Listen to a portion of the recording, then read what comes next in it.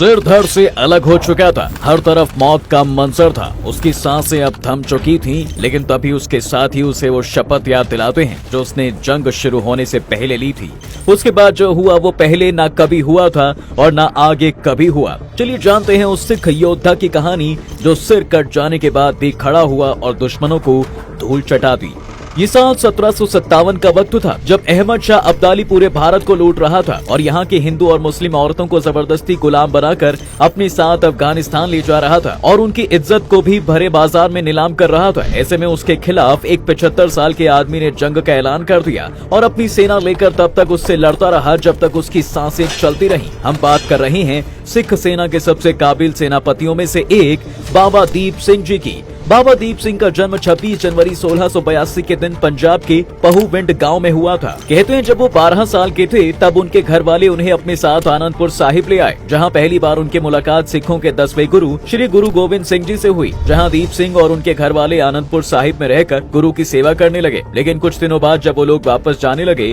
तब गुरु गोविंद सिंह जी ने दीप को अपने पास ही रख लिया और उन्हें सिख दर्शन और गुरु ग्रंथ साहिब का ज्ञान देने लगे। साथ ही उन्होंने दीप सिंह को तलवारबाजी और घुड़सवारी भी सिखाई और जब वो 18 साल के हुए तब बैसाखी के मौके पर अमृत चखा और शपथ ली। इसके बाद वो उनके कहने पर वापस अपने गांव आ गए। लेकिन एक दिन उनके पास गुरु का एक सेवक आता है और उन्हें बताता है कि गुरु गोविंद सिंह आनंदपुर साहिब का किला छोड़कर हिंदू पहाड़ी के राजाओं से युद्ध करने के लिए निकल पड़े हैं और युद्ध के चलते उनकी गुरुजी की मां माता गुजरी और उनके 4 बेटे उनसे अलग हो गए हैं। ये खबर सुनते ही बाबा दीप सिंह फौरन गुरु गोविंद सिंह से मिलने के लिए निकल पड़े और कई दिनों के तलाश के बाद जब उनकी मुलाकात गुरु गोविंद सिंह से हुई तब उन्हें पता चला कि उनके 2 बेटे अजीत सिंह और जुझार सिंह चमकौर की लड़ाई में मुगलों से लड़ते हुए शहीद हो गए, जबकि उनके दोनों छोटे बेटे जोरावर सिंह और फतेह सिंह को मुगल सेनापति वजीर खान ने जिंदा दीवार में चुनवा दिया है। इसके बाद बाबा दीप सिंह गुरु के आदेश पर वापस अपने गाँव आ गए और अपनी सेना बनाने लगे। और जब 1755 में अहमद शाह अब्दाली के सेनापति जहान खान ने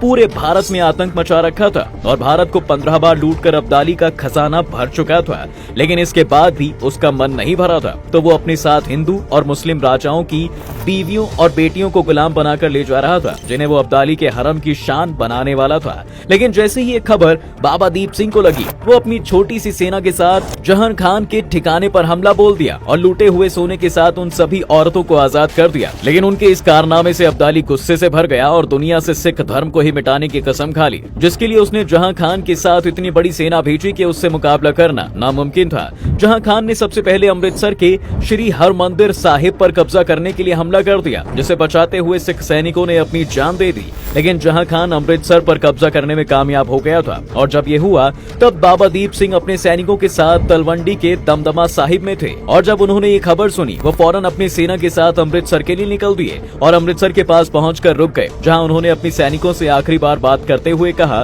कि जिसे वापस जाना हो वो यहीं से लौट जाए, क्योंकि इसके आगे सिर्फ मौत ही है और वही इस सिख को पार करेगा जो पंथ की राह में शीश कुर्बान करने के लिए तैयार है। साथ ही उन्होंने गुरु का नाम लेकर ये कसम खाई कि वो किसी भी हाल में श्री हरमंदिर साहिब को जहां खान से आजाद करवा लेंगे। कहते हैं कि उनके इस ऐलान के बाद सैकड़ों सिख जंग में मारने मरने के लिए तैयार हो गए थे और जंग शुरू होती है। बाबा दीप सिंह खुद 15 किलो की तलवार लेकर दुश्मनों को गाजर मूली की तरह काटने लगे, लेकिन इस दौरान उनके सामने मुगल कमांडर जमाल खान आ गए और तब दोनों के बीच बहुत देर तक जंग चली और 75 साल के होने के बाद भी बाबा दीप सिंह 50 साल के जमाल खान पर भारी पड़ रहे थे। इस बीच दोनों ने पूरी ताकत से तलवार एक दूसरे की गर्दन की तरफ घुमाई और एक झटके में ही दोनों ने एक दूसरे के सिर धड़ से अलग कर दिए। ये सब होता देख एक सिख सैनिक ने चिल्लाते हुए बाबा दीप सिंह को गुरु के नाम पर खाई उनकी कसम याद दिलाई। कहा जाता है कि उस सिख सैनिक के ये कहते ही बाबा दीप सिंह अपना कटा हुआ सर अपने हाथ में लेकर खड़े हो गए और अपनी 15 किलो की तलवार लेकर फिर दुश्मन पर टूट पड़े और उन्हें मारते हुए हरमंदिर साहिब की तरफ बढ़ने लगे। ये देखकर सिख सैनिक जोश में आ गए और दुश्मनों की मौत बनकर उन्हें अपनी तलवारों से भी मारने लगे। वहीं मुगल सैनिक बाबा दीप सिंह को ऐसा लड़ता देखकर भाग गए, जिसके बाद बाबा दीप सिंह हरमिंदर साहिब पहुंचे और उनकी परिक्रमा करके अपना सिर हरमिंदर साहिब को चढ़ा दिया।